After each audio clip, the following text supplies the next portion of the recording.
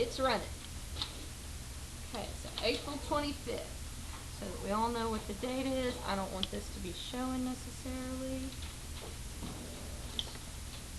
Here we go. Okay, so yesterday we looked at all those presidents on that slide, and I told you that Polk was the most important one.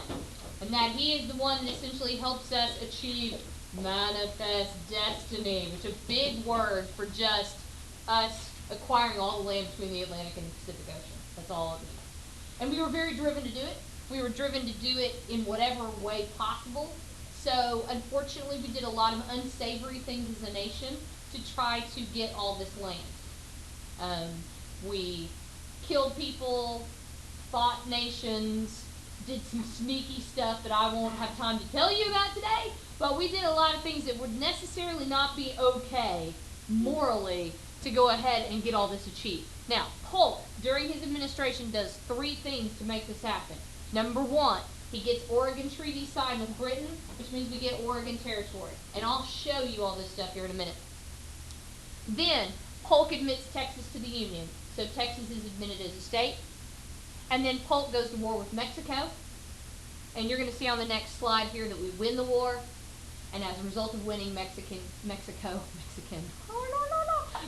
gives us land. Okay? So, Polk is important.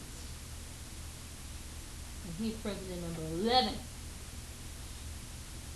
Now, my goal in today's class is to get through all of this, like, acquisition of land and all stuff like that, to get to the bloodier aspects of things, which, as you know with me, is my favorite. So, we're going to try to move it along. But we got to get through all this stuff first. And I'm also going to try to give you indications even more so on like what's important and what's not and what you definitely need to get down, just so that we move through at a faster pace. Okay? All right, we're going to be on this slide for about 20 more seconds, then we're moving on.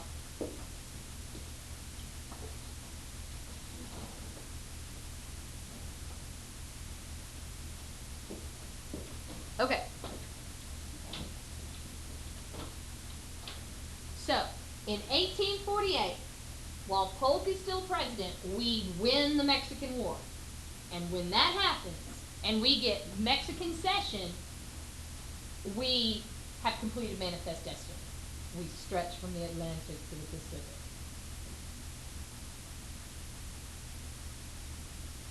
So, in terms of how you think of the United States, and how you see it in your mind, and how it looks on a map, we're finally kind of looking that way here in this history class in 1848. Now, all the states haven't been all doled out and everything, but essentially the land that we cover, for the most part, is what we cover today, minus Alaska, Hawaii, Wilson.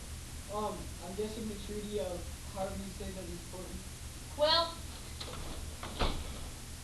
it's important to know that it is this piece of paper that gives us this land. And it's the Treaty of Guadalupe Hidalgo, which yes, is very hard for me to say. Okay, so. I'll just go ahead and say something like this. That's how you pronounce it, that H is silent. It says that we give Mexico $15 million. If we won the war, why would we give them money? Okay, well, here's what happens. We take Santa Anna, and this sounds like a story that I told you yesterday, but it's a copy of it almost. We take Santa Anna when they lose, okay, and we take him prisoner, and we essentially threaten him with his life, and we say, you sign this treaty or else, right? And Santa Anna says, you're threatening to kill me. Why should I sign this? And so essentially he guilts us into going ahead and giving money so that we'll get it signed. So it's like a negotiation process. And we did not have any intention of giving the money, but essentially he says, you're holding a gun to my head. Why should I do this? I should just let you go ahead and blow my head off. So he kind of challenges us, which is brave on his part. Yes. So basically you're saying he was very clever, man. He's very clever. He's not an idiot, all right? But he took a serious chance. I don't think we had any intention of killing him. I think he knew that. I think he sensed that. Okay, so $15 million. It's cheap though. Realize that $15 million for what I'm about to show you that we get, that's not very much an acre. I don't know the exact amount, but I will tell you this, what I do know is it's close to what we paid an acre for the Louisiana Purchase, okay? But I don't know the precise amount per acre. So here's the map of what it looks like, okay, after the Mexican War. We've got Texas annexed in, it's now ours. This is Mexican cession, so we get all of this for $15 million. Then we get Oregon country. And keep in mind that in 1849, we discovered gold out here. So the property value of this land also goes up after we've paid for it very, very cheaply. So really, in the end, it ends up being a really good find. Yes? What's the small little white line? Okay, that is not ours. It's going to become Guadalupe, I've got the G word, the Gadsden Purchase, and we get it from Mexico eventually. Okay? I've got Guadalupe, because I've said it, now 6 times? So I've got Guadalupe stuck in my head. Alright, Simpson. On Arkansas, why they say 18? Because the person who made this map thinks the abbreviation for Arkansas is the abbreviation for Alaska. So, and that person was not me, okay? I did not make that map. I just grabbed it off the internet because it's really good for helping you to see what we've gotten. Okay, Zachary Taylor is our 12th president. Oh my gosh, this guy, I really only put this on here because number 1, I love his picture. And number 2, I love his story and his nickname. Okay, his nickname is Old Rough and Ready. And as far as I'm concerned, that picture and that nickname, perfect. The other thing is that he goes to a July 4th celebration, the very first year of his presidency, drinks punch, gets cholera, and dies on July 9th. So cholera is when you, well, I guess I'm just not going to put it in a general way. It's when you poop yourself and vomit yourself to the point that you're so dehydrated that you kick the bucket. From punch? Well, because the water They used spike to it. make the punch. No, they didn't spike it. No, the water's not clean. Okay. So, like, you can still get cholera today if you go to Africa or like India or some places in Central and South America where they don't have good, clean water. You can get cholera. So, and you can still die from it, but most of the time, you're going to get medical treatment today and be okay. So, One thing about the sleeve, the foot sleeve. well, and maybe so, because the camera when it was first invented, you had to sit forever to get your picture taken. Now it's just like click, right? Didn't it have gunpowder in it too? Yes, it did. So, okay, Jenkins. Alright.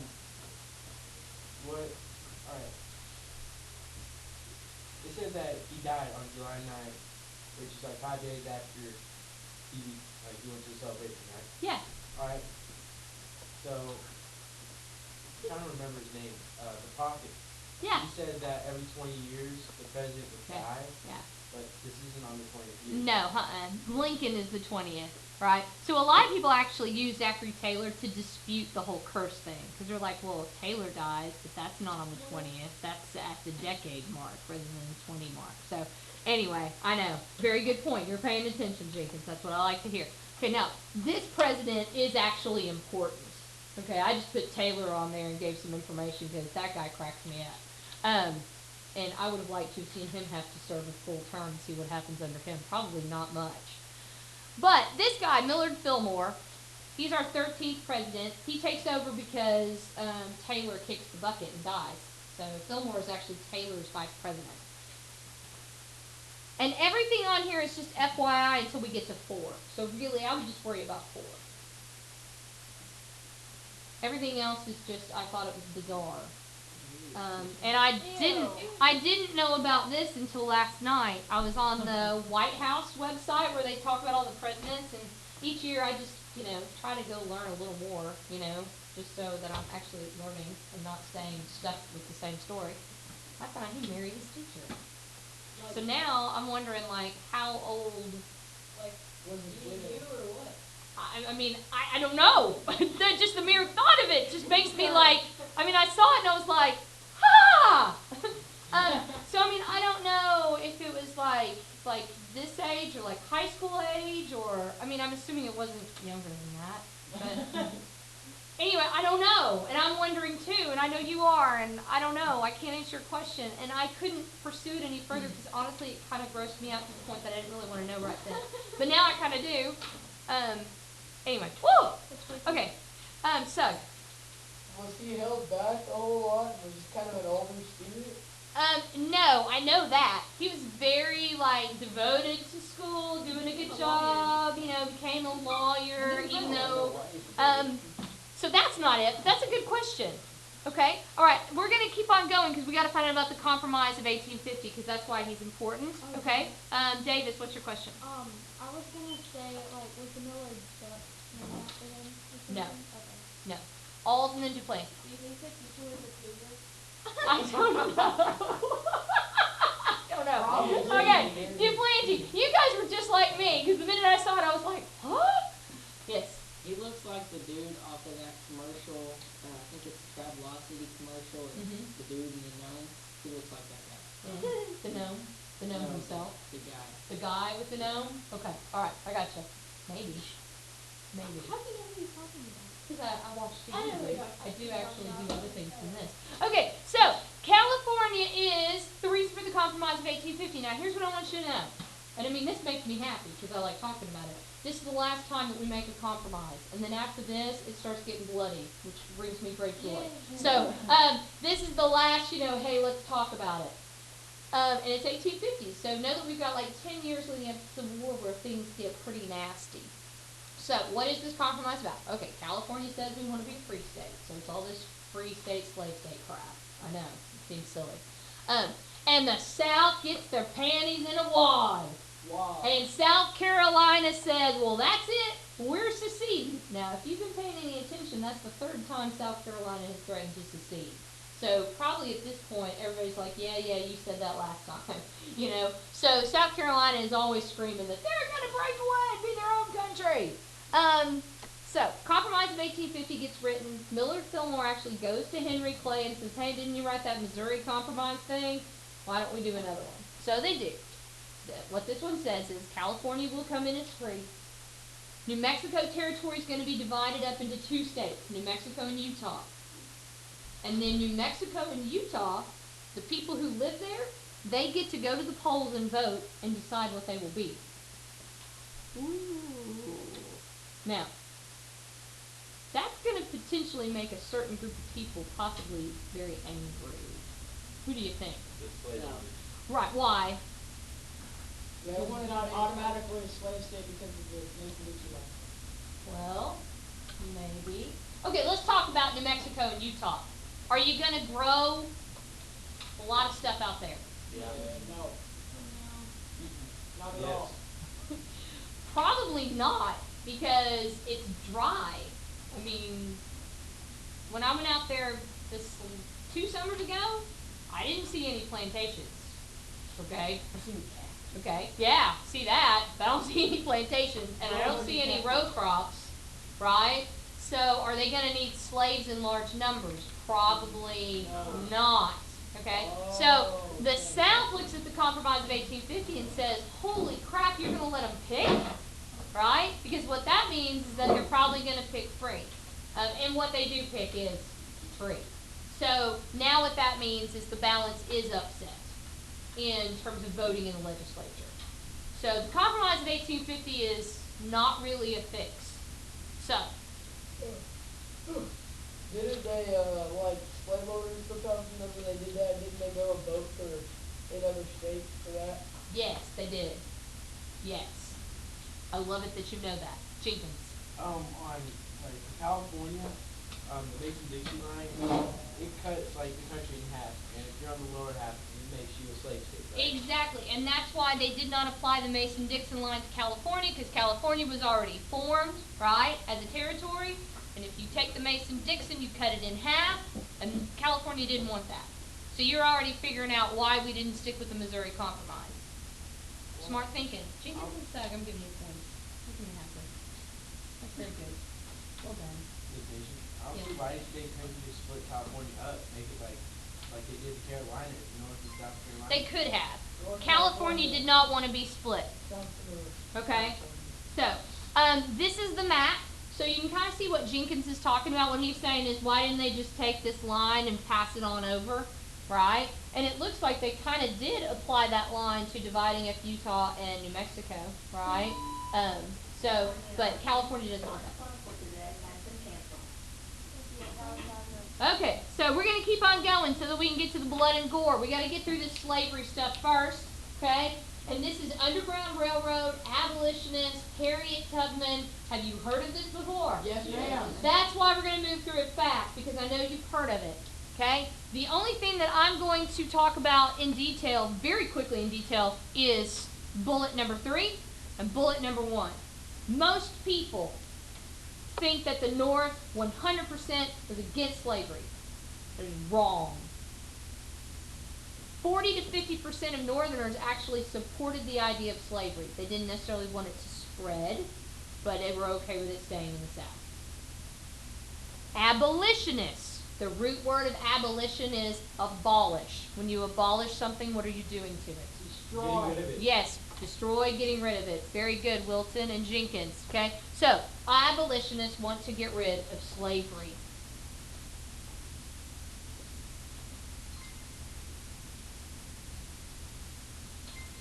Okay.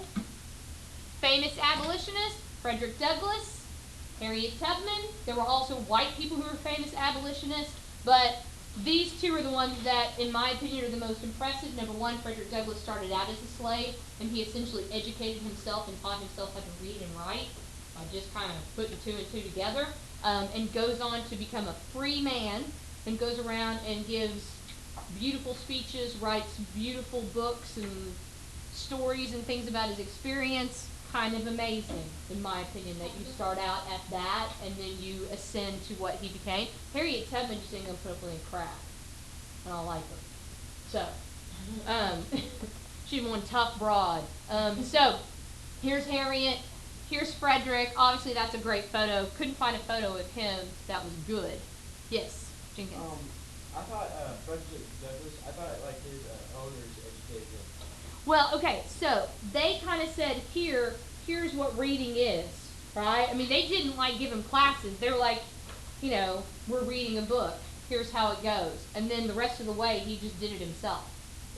So So he had to teach himself. he had to teach himself, but it was like He him just got coming the up and material. saying, "What are you doing?" And they were like, "We're reading a book." And he was like, "What is that?" And they were like, "Well, here," right? And then he just did the rest himself. So he just got the material. Right, and kind of like got the idea of what it was, and then he figured it out. So, really, really smart guy. Okay, moving on. Sug. If he were to be caught, like, transporting slaves, would he have been turned back into a slave? He was given freedom, so it could not be taken away.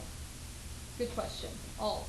I saw a picture of Harriet Tubman in the Women's like it was decided like that time, and it was in like the World Record book, which said that she got hit by a car. or something. She got hit in the face by like, what was it, a 12-pound weight or something. There's some story about that. I thought it was a 200, wasn't it?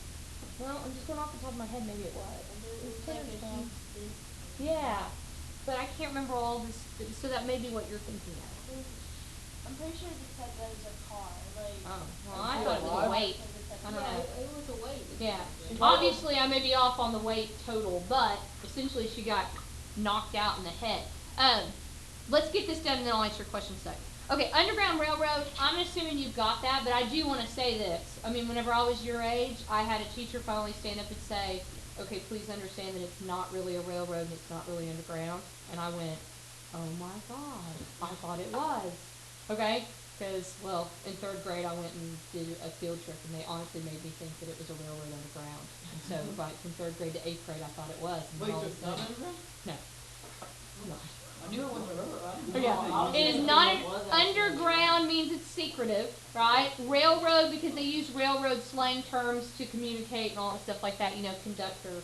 Okay, all right. So you're trying to get slaves to freedom, and they're doing it secretively. The one thing that most people don't know that I think is cool is that they use quilts to communicate in code, which I think is cool. Because you have all these different quilt patterns, and I don't sew, so I couldn't tell you all of them, but anyway, they would put up a quilt in the window, and based on the quilt pattern, you knew whether to go in the house or whether to avoid the house. You got certain information that way, which I think is kind of interesting. Okay, so we're going to keep on moving. Sug, what was your question? Well, what Mama Joe was saying about the cars, She probably wasn't alive whenever cars were invented. Right, I because know, that's that's the early why. 1900s. It's got to be the weight that Martinez and I are talking about. I know, but like I'm positive it's like Tom. Like it's more of a lazy book, so it's like. I don't know. Well, it can't be the car, and Sug is right on that one. That can't be. It's got to be the weight. Okay, all right. Well, now you've got me wanting to go back there and check on the weight. We'll do that later. I'll do it when you guys are gone, and I'll let you know what I find out. Okay, Uncle Tom's Cabin. Most people have known about this today too. Yeah, Mr. Lunsford talked about Okay, it last all right. time. Uncle Tom's Cabin is a book. So really, here's what you need to know. It just makes people finally realize just how evil slavery is, like how horrible it was. Because I think a lot of Northerners thought, it's not that bad. You know what I'm saying? And then they read the book and they were like, holy crap, it really is that bad. Southerners, of course, said, well, Harriet Beecher Stowe is a girl in Ohio. How does a girl in Ohio know what slavery's like? Right? And so Harriet Beecher Stowe was like, I live in Ohio, right on the borderline between Ohio and Kentucky. You know, and she was like, and freed slaves come over on the Underground Railroad, and I've spoken to them about their experience. And that's why I wrote this book. And that's what I base it on, are those stories that I had with those people. So, you know, it incited a lot of rage in Southerners because they felt like she over-dramatized it and that she didn't know what she was talking about. Okay? All right, so we're going to move on to the next one. Picture of, and I'll get the phone here in a minute, Harriet You want Beecher me to answer Stowe. Nope, I'm going to get it right now. You people keep on going. We're going to get to John Brown, by golly. I swear to God, we're going to do it. Hello. Hey.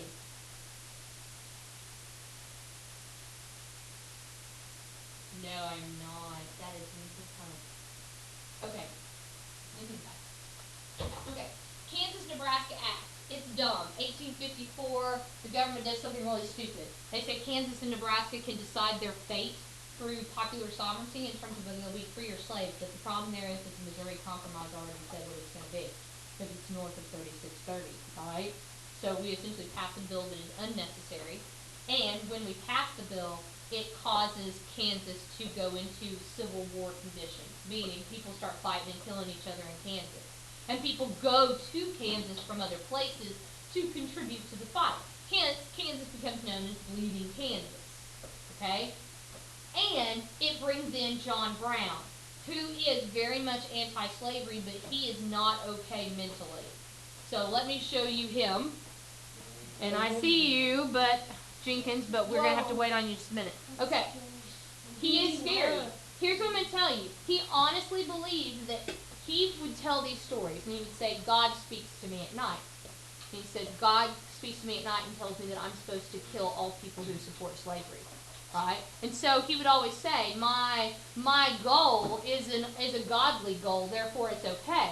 So what he does is he goes to Kansas because he recognizes this is a struggle and that he's got to somehow stop slavery from spreading. And he goes to Kansas, finds out who the pro-slavery people are in Kansas, and finds out where they live, goes to their house at night, and while they're sleeping, he would slit people's throats. Isn't there Creepy. university? Huh? That's a different John Brown. That's So, what I was gonna ask. Yeah, totally different John Brown.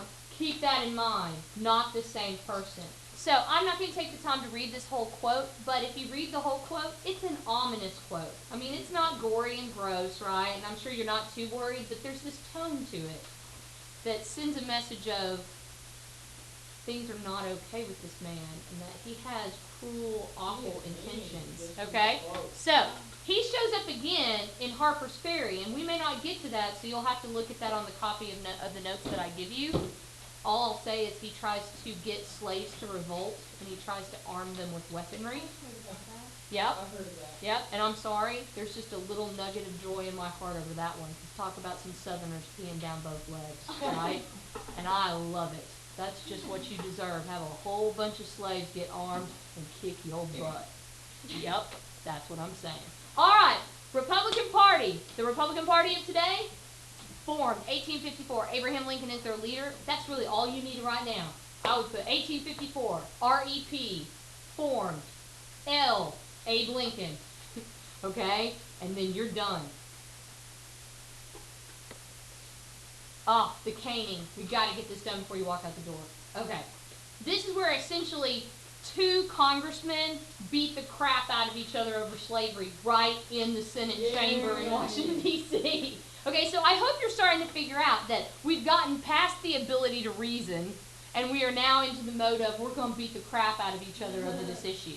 Okay, so the bottom line is Senator Sumner talks about a pro-slavery senator from South Carolina and they're discussing slavery, but he gets so upset about this pro-slavery senator that he essentially calls the pro-slavery senator's wife a prostitute right in the Senate and says other things, and says other things that I can't say. I mean, I'm drawing the line at prostitute, people, okay? All right, and I'm walking a fine line saying that to you right now. So I won't say anything else. You just figure it out with your own imagination. So this pro-slavery senator has a relative who is a congressman.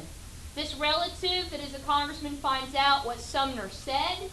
Later in the day, when the Senate is adjourning, this congressman kind of slowly skulks into the Senate chamber with a cane, right? Which is not like a walking cane, but like a cane that you use to train a dog, supposedly. I've seen a picture of it. It's about this long, about that big around. Walks in and beats Sumner until Sumner's bloody laying on the ground. Like whacks him in the head. Awesome. Okay? So, it's a good one. El Loco Queso, but you got to get the notes at the door. And I'm going to go there, so don't walk out until I got them in my hand. Here they are. Williamson, I'm sorry if I almost ran into you. Harry, can you come? You are welcome.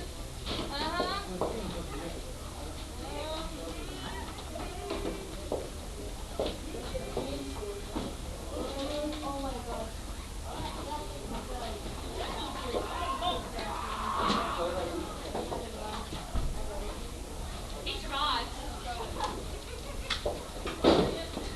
Where'd you go? Hey, Ronald, wait for me. Ronald, wait. You gotta get me.